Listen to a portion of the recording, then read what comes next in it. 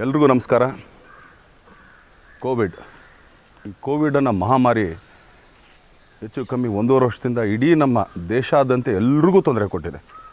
ಮಾನವ ಕುಲಕ್ಕೆ ಎಷ್ಟು ತೊಂದರೆ ಆಗಿದೆಯೋ ಅಷ್ಟೇ ತೊಂದರೆ ಪ್ರಾಣಿ ಸಂಕುಲಕ್ಕೂ ಆಗಿದೆ.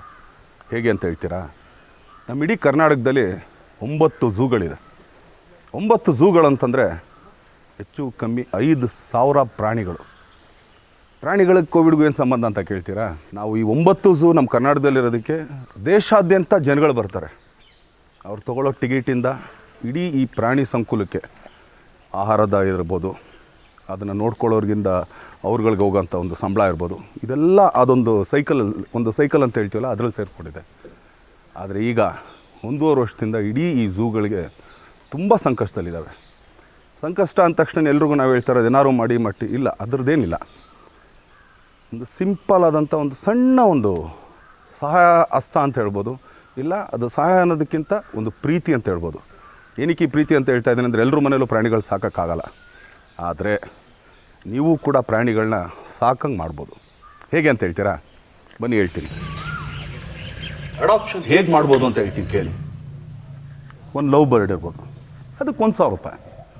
ಅದೇ ನೀವು ಹುಲಿ ಸಾಕ್ತೀನಿ ಅಂತೇಳಿ 1 ಲಕ್ಷ ರೂಪಾಯಿ. ಆನೆ ತೊಗೊಂಡ್ರೆ 1,75,000 ರೂಪಾಯಿ. ಆದರೆ ಇದಿಷ್ಟೂ ಕೂಡ 1 ವರ್ಷಕ್ಕೆ ನೀವು ಕೊಡೋದು, ತಿಂಗಳ ಅಲ್ಲ.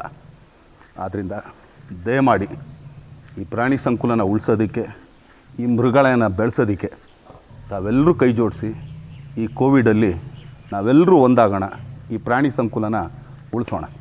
ಈ ಪ್ರಾಣಿಗಳನ್ನ ದತ್ತು ಪಡೆಯೋದಕ್ಕೆ ಮೊಬೈಲಲ್ಲಿ ಒಂದು ಆ್ಯಪ್ ಇದೆ, ಝೂ ಆಫ್ ಕರ್ನಾಟಕ ಅಂತ. ಅದರಲ್ಲಿ ಬೇಕಾದ್ರೂ ನೋಡ್ಬೋದು. ಇಲ್ಲ ಅಂತಂದರೆ ಇಡೀ ಕರ್ನಾಟಕದಲ್ಲಿ 9 ಝೂಗಳಿದೆ. ನಿಮಗೆ ಹತ್ತಿರ ಇರೋ ಝೂಗಳಿಗೆ ಹೋಗಿ ನೀವು ಸಂಪರ್ಕ ಮಾಡ್ಬೋದು.